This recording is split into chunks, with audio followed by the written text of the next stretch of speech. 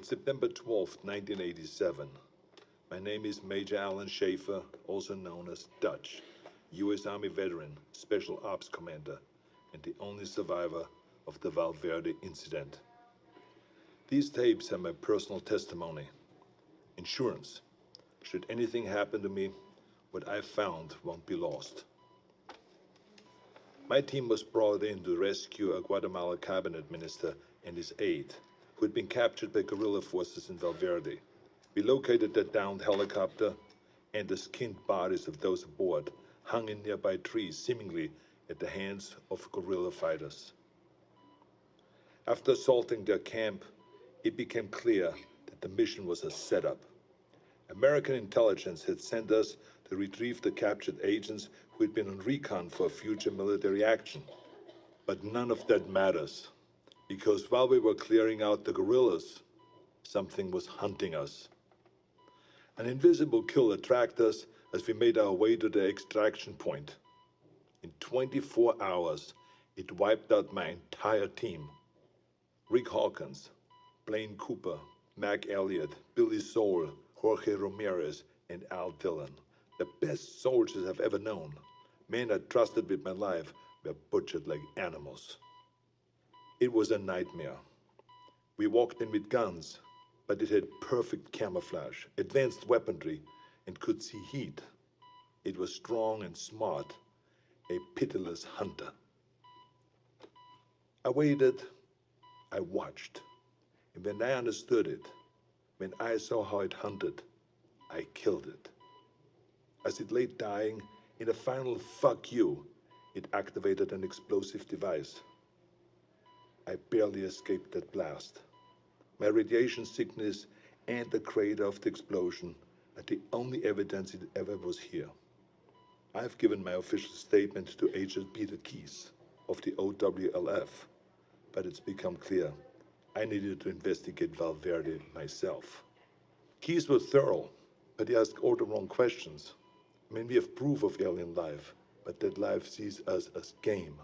It's an alien whose first contact with humanity was to hunt us for sport. All Keyes cared about was the technology lost in the explosion. He can see the jungle for the trees. I see the threat. He sees the opportunity. Spies are all the same. I mean, we aren't people to them. We are assets. How many soldiers would he feed to those monsters just for a chance to steal from them or to learn from them? The government can't be trusted. So I will have to do this on my own. I'm cutting my treatment short and going off the grid. I will make my way back to South America to Valverde. I was told that there were stories about demons who make trophies of man. I'd like to hear those stories.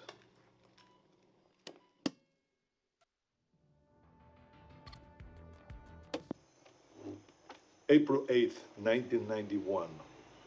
I'm not dead yet. I'll admit, I regret not curing my radiation sickness before I left. It made leaving the country difficult. I cashed in a few favors, took one too many off-the-book flights in rusted-out buckets, but I made it back to Valverde.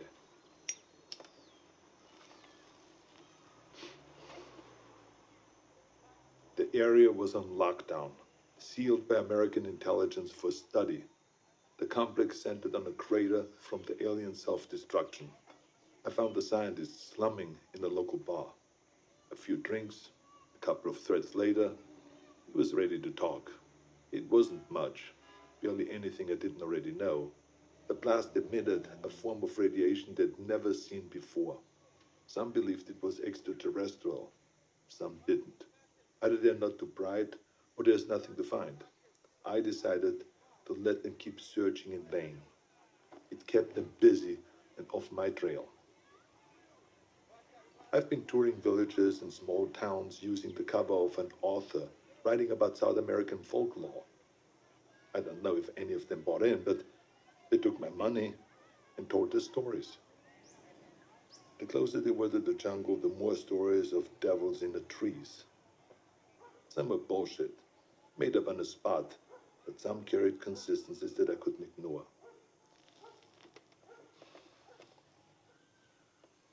Whatever it was, the demons who make trophies of man, the devil of the trees, or the skull taker, the stories always began on the hottest summer that they could remember.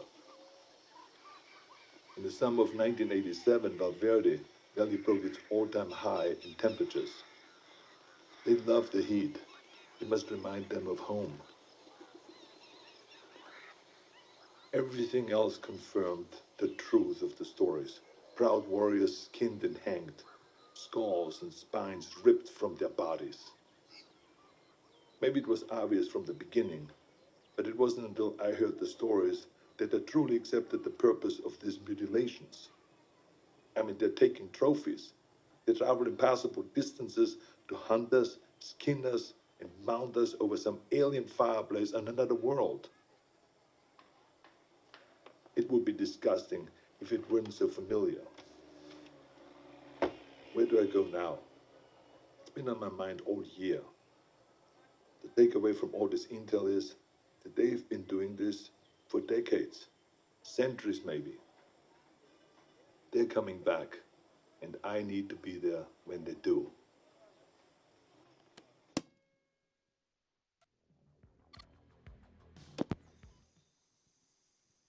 June 27th, 1992. It's hard to remember that the most important part of an operation is patience. You can plan the perfect op, but you can't account for everything. If shit goes south, there's nothing to do but to adapt and finish the mission.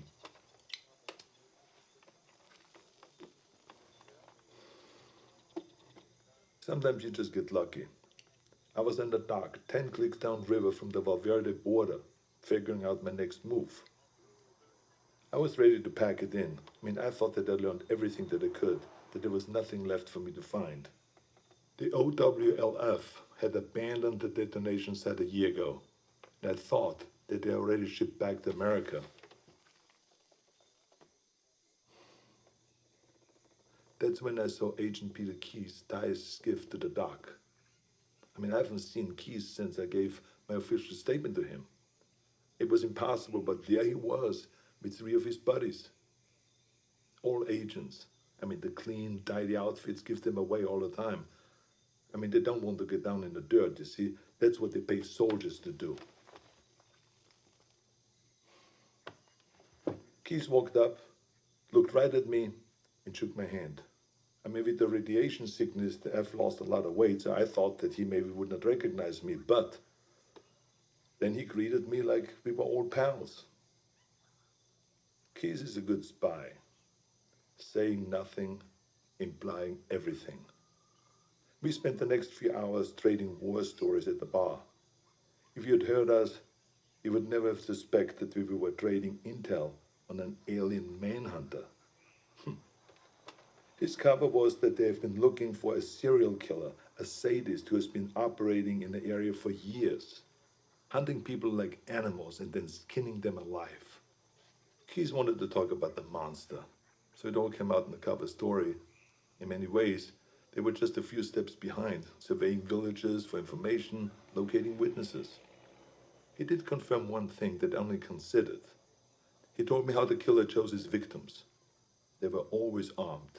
A rifle, a pistol, a knife in the boot. He wasn't taking kids or random villages. He wanted a challenge. Whatever it was a hunter. When it killed for sport. I wish they were here for a military action, recon for an invasion. But the truth was so much worse. We are prey, animals, fit only to be hunted. Keyes and his buddies paid the tab and mine, but before he left, he winked at me and he said, "Stay out of the jungle. That's where he gets you." I tracked Keyes and his team for weeks, but they didn't learn anything new. Maybe they knew that I was there, maybe they didn't, I don't know. I've risked enough for now. I think it's time to disappear. Keep my ear to the ground. Be patient.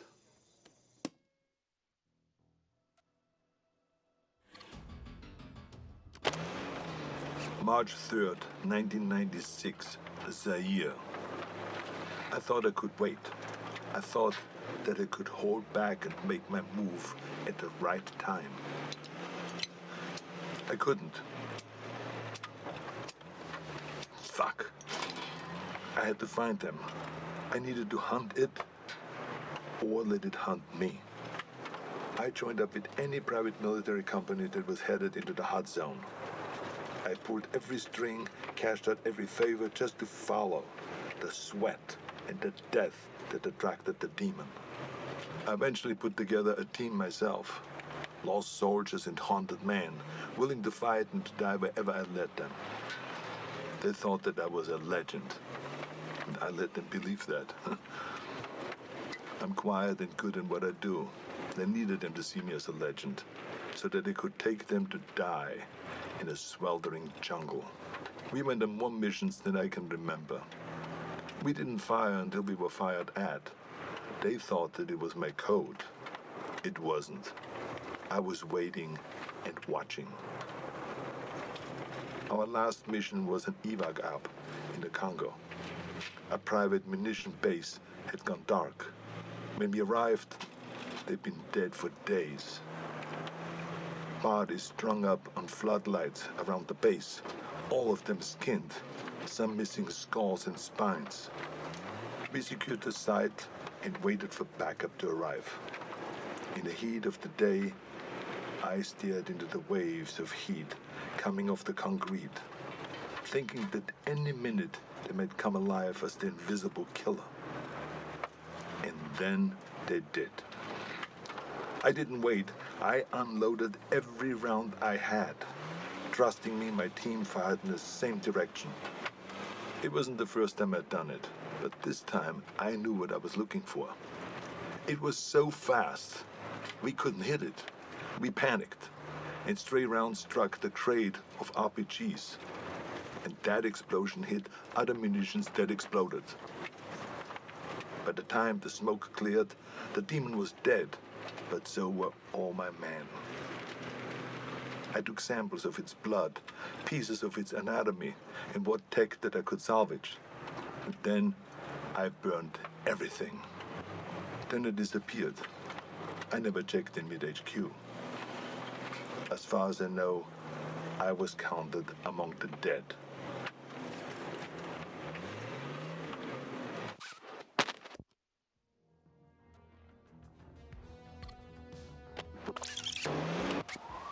October 12, 1997, Los Angeles. I needed to come back to the States. It wasn't impossible to sneak contraband through customs, but I wasn't willing to risk what I found in the Congo falling into the wrong hands. Instead, I traveled to Mexico aboard a cargo ship bound for the port of Altamira. From there, I made my way to Tijuana, and I bunkered down. I had tangible proof of extraterrestrial life in my possession, but no idea what to do with it. I'm not a scientist. I did a soldier's duty and secured valuable intel. This was out of my pay grade. I kept an eye on the news. Los Angeles was having a record-breaking heat wave and a gang war on the streets. It was perfect. I could feel it in my bones. I'd been tracking them for so long, I could think like them. I could smell the prey. I could see the hunting ground. I had to get to LA. Crossing back into the States from Tijuana wasn't that difficult, but by the time that I'd reached the city, it was already over. Like Valverde, the OWLF only found crumbs. What I'd hoped might be an alien ship turned out to be only a launching site. I wanted it too much, and I got sloppy. I breached the OWLF's quarantine and was captured. I'd hoped to be bailed out by Agent Keys, but he died. With Keys gone, the OWLF was leaderless and disorganized. I was interrogated, but I negotiated my release by bartering the alien materials that I'd recovered from the Congo. During the negotiations, it was clear how little they knew. They needed someone who understood the threat, so I offered to work with the OWLF as a consulting advisor. They had the funding, the technology that I needed to continue my hunt. I wouldn't work for them, but I would work with them. There will be a weapon that I can use to hunt down these predators as they move to fresh ground. It's only a matter of time until they see us as a real threat. When the prey can fight back, it's no longer a hunt. It is war.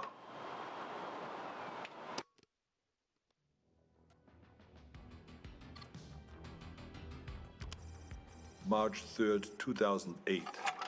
We've gotten good at killing predators.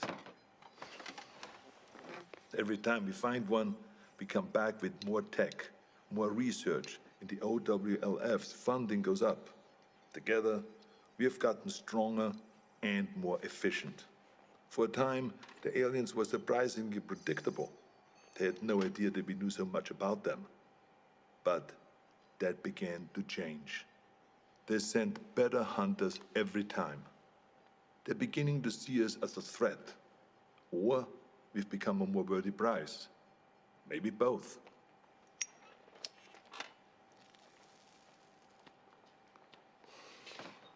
We know this because our last encounter was special. We weren't certain if they had any gender to speak of, but that changed when we came into contact with the female. She was smarter and deadlier. She didn't fuck around like the males did. She was direct, ruthless, and skilled. I was in Laos when we first came into contact with her. It was Valverde all over again. Her ambush wiped out my entire team. Only this time, she got me. In a small village, I lost track of her, just long enough for her to pin me with a razor net. Pinned against the wall, razors cutting into my face. I've been fighting for so long, I was ready to die. I should be dead. Instead of making the kill, she cloaked and vanished into the jungle. The net relaxed, and I escaped with my life, and a scar to remember her by. She spared me. Only me. Like she knew who I was. I returned to the exfil. My first failed mission in a long time. Are we going about this wrong? I mean, we've learned so much. But in doing so, have we made ourselves a bigger target? I can't stop thinking about something Napoleon said. You must not fight too often with one enemy, or you will teach them all your art of war. I started this believing that we were learning how to hunt them, or maybe she let me live to just be hunted another day. We were teaching them how to hunt us.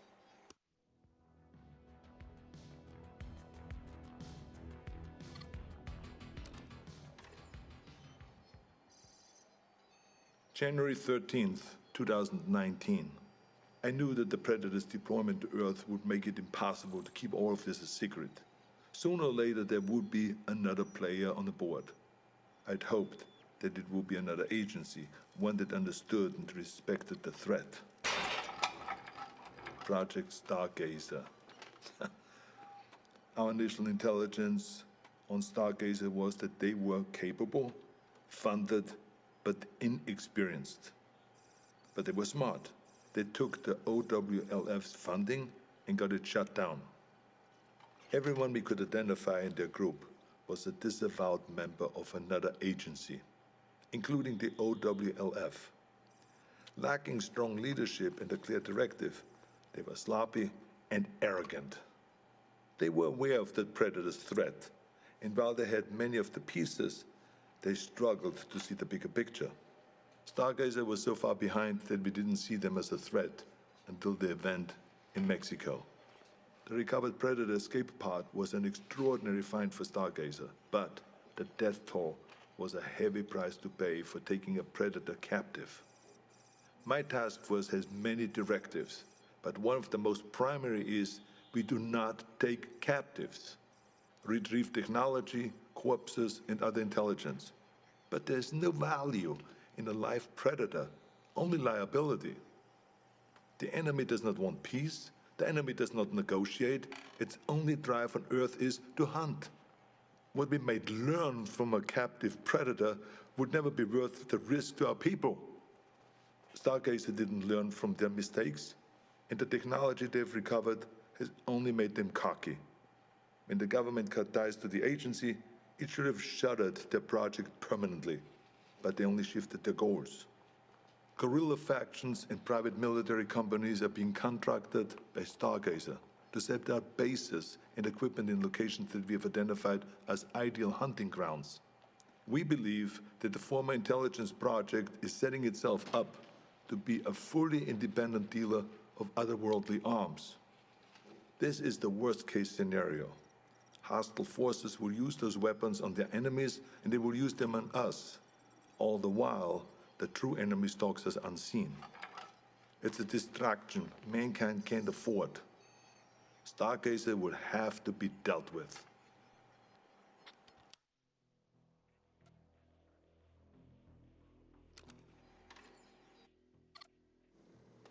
"2025. It's hard to believe that I'm still here recording this. I probably shouldn't be smoking in the med bay, but fuck it, it's my birthday, for Christ's sakes.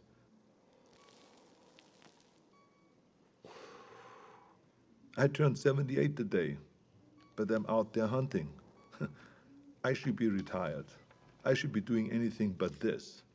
My life shouldn't be possible. But the very thing that I hunt, that hunts me, is what's keeping me alive. As we began to understand the predator's technology, we started to use it. A fight with a predator female went bad, and I was critically wounded. Dying, I agreed to experimentation. It worked. It worked so well that the cells in my body stopped aging. Pushing 80 now, I'm fighting like a man in his 40s. It's not the only experiment that I've been part of. I'm deadlier now than I was in Valverde. The OWLF has been fully reinstated. It's grown larger than ever before. We saved John Keyes from Stargazer. His father was Peter Keyes. I suppose you could say that he was a very dear acquaintance. His son is a gifted scientist. I worry about the future. The Earth is seeing unprecedented rise in heat and war. As the climate changes and the temperatures go up, more and more countries are becoming hunting grounds. We've killed so many of their kind, but they only send more. The number of events that we have witnessed has increased threefold in 10 years. We have made an impression on them, but not like we had hoped. We wanted to show them that we weren't prey, to deter them from ever sending another hunter to our world. We sent a warning, but they took it as a challenge. I fear we have made things worse. If the predators ever decide that we've grown too bold, I have no doubt that they could burn the Earth and all of humanity with it. My only hope is that while they waste their time on sport, we can rise up together and stand against them as a species. Until then, we keep moving, we keep hunting, and we keep our eyes open.